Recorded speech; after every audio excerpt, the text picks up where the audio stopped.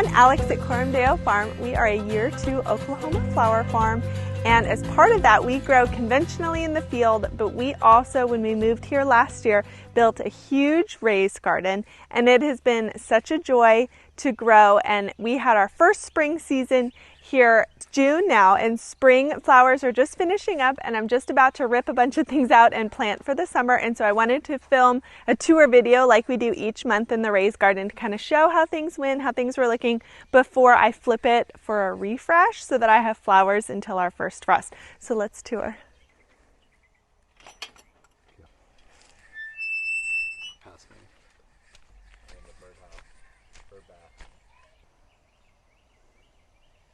It's getting really hot in Oklahoma, so the roses are winding down, but the climbing roses have done wonderful. We planted them last year, and so they kind of slept. They didn't get very tall, but this year they have more than doubled in size. I'm starting to lose the blooms. They're getting tired. I need to deadhead, but the foliage looks great. They're getting really high, and I think by next spring, so like this time next year, they're going to be taller than me and give me that cottage garden entry look that I really wanted when we put this arch in the garden.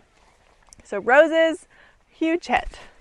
On either side of me, I planted what are called orange hobbit sunflowers, and they're a branching sunflower, but hobbit, they stay short, and that's what I wanted here. I didn't want like the looming monster mammoth sunflowers in the entry to the garden. That would be proportionally way too big, but I love sunflowers. I love how long they stay colorful, so I wanted to try the orange hobbit. And you can see here, they're hobbit size. They're small, they're only about 3 feet, so it's going to bloom orange like your classic sunflower, but if you look along the stem, there's buds all along the stem, just like a normal branching sunflower. So when they bloom, which we'll show you probably in July, it's just going to be like pillars of orange, which I think will look really wonderful as an entry to the raised garden. So my plan here of keeping things low but colorful is on pace to work out really nicely. We'll go this way this time. I always turn right, so we'll turn left.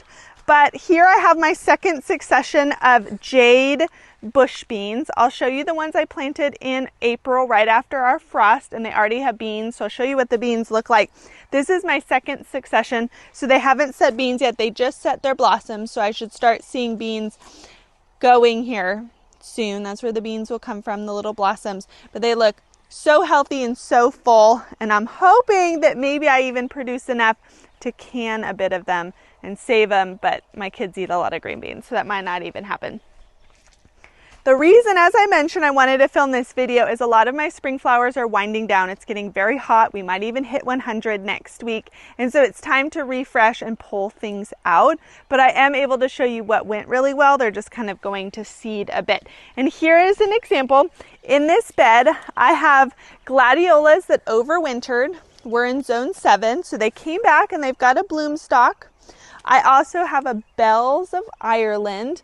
This is actually one plant, if you can believe it. There's like 15 flower stalks. I decided not to cut them for bouquets and just enjoy them. But that's one plant. I might let him go to seed and see what happens. Also in this bed, this phlox reseeded itself from last year. I didn't plant it, and I really loved the purple amongst all the green, along with a Bupleurum and a mystery plant. I can't remember what I planted. In this bed, I have borage, which I started from seed. Borage was so easy to germinate. All of them germinated. I got 100% germination. It grew so big so quickly. I had to put it out right as we were getting our last frost, and they've grown 3 feet from seed in just a couple months. So if you want months.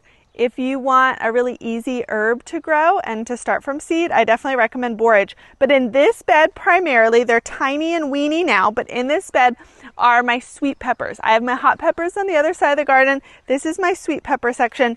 And here, this plant, stab myself, is a mini bell pepper plant, and it's already growing the peppers. And if you can believe it, this is like the size that they get, and they're supposed to be kind of like a snacking pepper like you'd buy at the grocery store, and it tastes just like a bell pepper but in mini form. So I think that's pretty fun. I'll have to have a kid be my taste tester. And then lots of bird volunteered sunflowers, which my husband loves, and some gladiolas tucked in. In this bed that's partially empty is my garlic bed. I planted this garlic in October. I did 2/3 Siberian hardneck, which I've already harvested. I harvested it a couple days ago. It looks absolutely beautiful. It's curing in the garage and I've already used some of it. And then this section is my German hardy garlic. This garlic, the stalk is so much bigger. The bulbs were the cloves were more expensive. And I dug one of them up last night because I was like, surely they're ready. They are not ready. They need to keep going, which I'm kind of surprised about. So I can't harvest this yet, but we can enjoy the Siberian for now. And hopefully in a couple weeks I can harvest this garlic and I can flip this bed over into something else, maybe some summer flowers. The back of this bed is definitely in progress. It's pretty empty. There's lots of celosia in it right now, but I'm gonna have to get creative, look at my seed packs and put some more flowers in because this is way too empty for my likes. But I have a mouse, I think, back in the garden because I sowed pole beans to go up and over my arch on either side, and they are getting nipped off, and I only have one survivor who has one leaf when he should have two. So I need to get my husband to set the mouse traps. This bed is one of 2 dahlia beds I have. This bed is the dahlia tubers I overwintered. And my brother sent me some tubers. I had some tubers. It was a great drama. I wasn't doing a very good job storing them. Turns out almost only my brother's tubers survived and only 2 of mine. So all of these beautiful deep red dahlias are the ones he gave me. And apparently they're super strong and can survive my poor management of them. And only 2 of my dahlias survived. But they're alive. They look beautiful. I will enjoy them and hopefully keep their tubers alive. But it turns out that this is now just going to be the red dahlia bed. And I can't be too mad about it because they're producing beautifully and it's only the beginning of June, which is pretty early for dahlias. Here's another borage. I have 3 or 4 of them popped around the garden. Didn't totally understand how big they would get, but I'm really loving them. I think the blue color is just beautiful. The bees are going crazy. I can barely even get close to them because the bees are like, get away, this is my plant. So that's a hit. They'll probably reseed themselves, would be my guess. This bed used to have stalk, which you can see the blooms kind of fading now in our heat, and I planted basil. So I'm going to go through, cut the stalk down. The basil's going to grow. It's going to smell absolutely beautiful. And this bed is the same as the celosia bed. I need to fill it in. It's looking too bare for my preference. So I need to track down some flower seeds. But the obvious thing in this corner to talk about is the world's largest hollyhocks that I have grown. I saved seed from Albuquerque, where we moved from, and that's where they grow tons and tons of hollyhocks. Saved some seed, planted them last April. They grew beautiful low foliage. They overwintered, and because they're a biennial, they were going to bloom this year. When we filmed our early May tour, I remember saying, like, they're probably going to get 7 feet tall. Oh my gosh, hee hee, can you believe that? And fast forward to June, they are 9.5, 10 feet tall, and just absolute hummingbird, butterfly, bee, looming giants. So unfortunately, I think like one storm might have them come crashing down. I tied some twine around them to kind of hug them to the fence, but they are so tall and we have Oklahoma wind that who knows what's going to happen. But I grew the tallest hollyhocks in probably northeast Oklahoma in my race garden, which wasn't exactly the plan. If you were allergic to bees or afraid of bees, this would be like your nightmare scenario because there are so many bees right now. It looks like the flowers are moving because there's so many bees on the hollyhocks. And then my bachelor buttons. These did beautifully. I used some of them in our early spring bouquets in May, but they're going to seed. They're looking scraggly. The rain and wind and stuff has started to collapse them a bit, and so it's time to cut them down to plant something different. But I wanted to show them and just how wonderful they did, and I'm definitely going to be planting them again. They were really helpful in bouquets and just gave wonderful early spring color. So I loved growing bachelor buttons, and oh my gosh, are the bees happy. Our neighbors have the beehive, so I think that's where a lot of these bees live, and I am like single-handedly providing all of the pollen for my neighbor's honey with this garden, with these hollyhocks and stuff. In this bed are my carrots. I seeded these carrots in March. I've had the hardest time with carrots because they're really tricky to germinate, and then they take a long time to get those big carrots they're used to buying at the grocery store. And you always see those like funny memes and stuff where they like pull up and it's like this dinkiest skinny little carrot. For the first time ever, this is like what, year 6 or 7 for me gardening, I have grown legit carrots. And I want to pull one for you because I know I'm going to pull them all soon and replant. But let me pull a carrot and show you I've grown carrots. Look! That's like a real carrot. Like a carrot you would actually really eat. I'm so proud of them! Here, wait, don't eat the dirt. Although it's probably still fine for you. Husband approved carrot. This is your payment for filming. There's another borage, but this is my larkspur bed. I learned this year that I absolutely love larkspur. It's in the family of delphiniums. It's like a smaller delphinium. I use them in so many bouquets. They were amazing spike form in the bouquets for early spring color. I am promoting them to the field next year, and I'm going to grow so many more. But I've absolutely loved enjoying this color. They're starting to go to seed, which is why I'm not cutting them anymore, and they need to just come out, and I need to plant some other things. But between the bachelor buttons, the larkspur, and the hollyhocks, I've gotten so many beautiful photos for our Instagram and Facebook and for the flower farm, and I've just absolutely loved them. My onion bed. I planted these onions in March. We did a video about planting onions from starts, I think they're called. There was a great debate. There's starts and sets. Starts are the ones that look like mini onions that you can buy like in a little bundle at like a Lowe's or a nursery, and you plant them in. They look like little twigs. You're like, oh my gosh, it's going to snow and hail and rain. Like, how are they going to survive? They will survive, and I find that they do better than sets, which look like the little onion bulbs. But look at how my onions are doing. They're all different sizes, which is interesting. But I have some like absolutely legit looking Mondo size onions.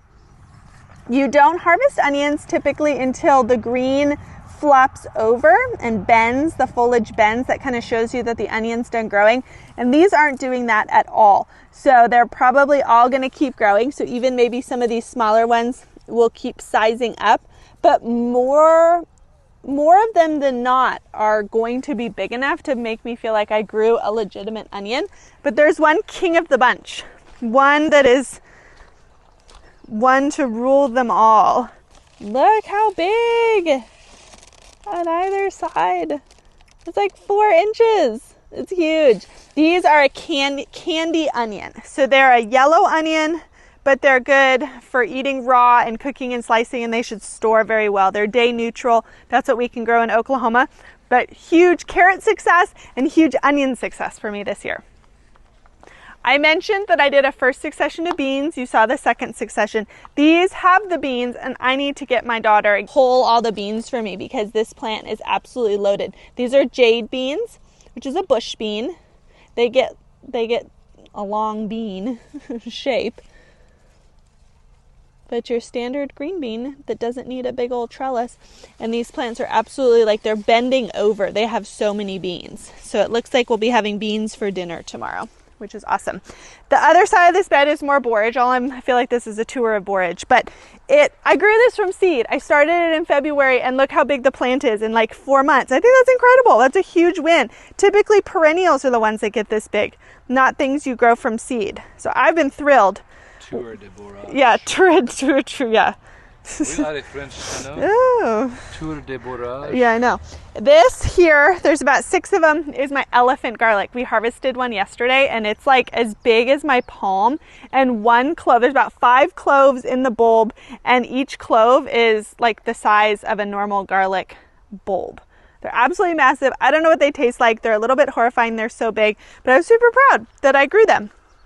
On our big trellis this year, I am growing scarlet runner bean. Last year I grew hyacinth bean, which got huge and bushy, and it turned into like this woolly mammoth looking arch because I didn't really trim it. Got super full. This year I decided to go a different direction. I'm doing scarlet runner bean, which has beautiful like tangerine. It's not a true red.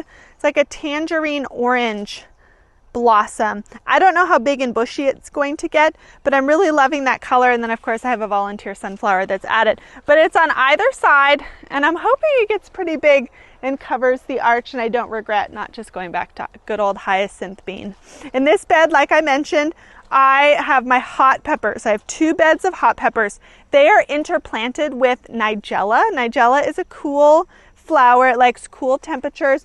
I planted it in the fall. It almost looks like Cosmo's like funky cousin in its shape. Beautiful in bouquets. When they go to seed, they form this seed pod, which also looks kind of cool, that sometimes I see people put in bouquets. But it's getting too hot. They're going to seed, so I'm going to pull them out, and that will liberate all of these peppers and give them a little more breathing room, which I think they will appreciate, because they're not growing quite as big as I'd like them to, and I think it's because they're overcrowded.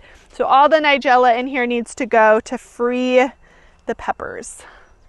I have more bachelor buttons. Like I said, they're going to come out because they're going to seed. Sorry, bumblebees. You'll have to find other flowers on the farm. But I'm going to take these out and plant summer flowers. I haven't decided what I'm going to do. This guy is interesting. I planted like 40 dahlias last year. I thought I dug all of them up, but I clearly did not dig up this entire bed, which is so strange. But we are, like I said, zone 7, and typically dahlias are not hardy through zone 8. And he survived, and he is as tall as me. He's like at rib cage height. I don't remember what variety, so it's going to be a fun surprise when he opens, but it's cool that dahlias overwinter here, which is very interesting. And it survived, and it's thriving and loving its life, along with these shorter border dahlias here. They're like low mounding dahlias, but they're variegated. So they have really cool, funky two-toned leaves here. This one. Oh, that's beautiful. Isn't that neat? Well, I'm getting it. Really, really cool. And then my nemesis trying to ruin my life is a cucumber beetle. These beautiful pink eyes are Chinese forget-me-nots. I'm going to let these guys go to seed and hope they reseed themselves, because it would be such less labor not having to start everything myself and just have things start to perennialize and re-sow themselves in the garden. I would really like. My husband hates volunteer sunflowers. There's only like 6 or 7 of them this year. This is one of them. Going to be massive. My plan is this year is once they bloom, I'm going to cut them down. I'm not going to let them go to seed and like lean and be kind of like creepy looming statues in the garden. So I'm going to let him bloom, and then he'll get cut. But all in this bed is feverfew. Feverfew sends up like beautiful white and yellow florets. It almost looks like what chamomile. Most people can recognize a chamomile flower. That's what feverfew looks like. I'm going to use them in bouquets. I was trialing them this year to see if I like them for bouquets, and probably not going to grow again if I'm being honest, but I'm excited that I grew them from seed. They got started back in January, so I better get a flower here soon. Holy cow, look at this. This bed is the dahlia bed that my mom bought me. So she spoiled me with a bunch of beautiful variety, a lot of dinner plate and really bold and bright color dahlias. So this is my mom's dahlia bed, and they're all various sizes and stages of growth, which is interesting. But this was the first one, October Sky to bloom. I actually labeled this time. My toxic trait is I tend to not label things, but I've labeled these dahlias, so once they're blooming, I'll be able to tell you exactly what they are. So in the last corner of the garden, this bed here, which is about 3 by 8, had our ranunculus, which was beautiful. I love ranunculus. I can't wait to grow more of it. But I took it out, I saved the corms, and I replanted cucumber. So I have a trellising cucumber, and then I have bush cucumbers. But the interesting thing is I pulled out my cucumber packet, planted my cucumber seeds. A lot of them germinated, but this is not a cucumber. And I don't know what it is. I think it's got to be in the squash family somehow based on the leaf shape, but it is not a cucumber. In this corner, I have more glads. I have beautiful lemon balm. These 4 tomatoes that desperately need to be trimmed and trellised are paste tomatoes. They're an Amish paste, which is a determinate tomato, which means it's not going to get like 8 feet tall. It's only going to grow a set height. It's going to grow its one flush of tomatoes, and then it's done. It's not going to keep producing until frost. So I don't need to have it as like perfectly trellised as you would an indeterminate tomato, but these are going to hopefully give me lots of paste tomatoes in order to make pasta sauce and that sort of stuff. I've got a rose, and then this like absolutely funky nonsense of a bed actually never got refilled with soil last year, and all of this is just stuff that the birds have donated to me. So they planted the larkspur, they planted all of these volunteer sunflowers. I have things that re-sowed. So this is just like nonsense. I know it's nonsense. When things bloom and are done, I'll rip it out, I'll refill it with fresh soil, and then see where I'm at in the season of what I want to plant. But right now the bees are loving it, and I like the different heights and interests and different fun things going on. But then here in the back corner, I have some more glads and 2 tomatoes that I ran out of room with, and then my sunflowers. So this is looking beautiful. I do dislike taking out plants, especially if they're colorful, but when you get really close to them, they are looking old, they're kind of bending, they're going to seed, and it's time for a refresh. So unfortunately, I'm about to take a bunch of stuff out of the garden that we just saw. It's going to feel kind of bare for a while, but then hopefully that second flush that I plant gets going, and I'll be happy with myself now come August and September when I have more fresh flowers than if I had just left things here to kind of look raggedy. But this first spring season in our raised garden has just been better than I planned when I wrote up like 16 million different plans in January and February when I was cold and depressed and tired of seeing non-living things. So I'm really, really happy with it, and I'm excited to see what's going to happen this summer. Hopefully not the way I've designed it to get as bushy and overrun as last summer did. But if you want to see what the garden looked like in July and August and September, we did tour videos of that last year. So go check it out if you're curious what we grew last year, and stay tuned for more tour videos. Can you not do that right now? It's so loose. He broke the trellis, and now he's fixing the trellis while filming me. Was loose. You Okay. barely shoved it in. Well, if it looks like the Blair Witch Project right now, No, I'm being smooth. You didn't have to pay any attention to this. is it fixed sufficiently? It's a little bit better than your little, like, I shove it 3 inches You know in the what? ground. Some of us are born with different strengths.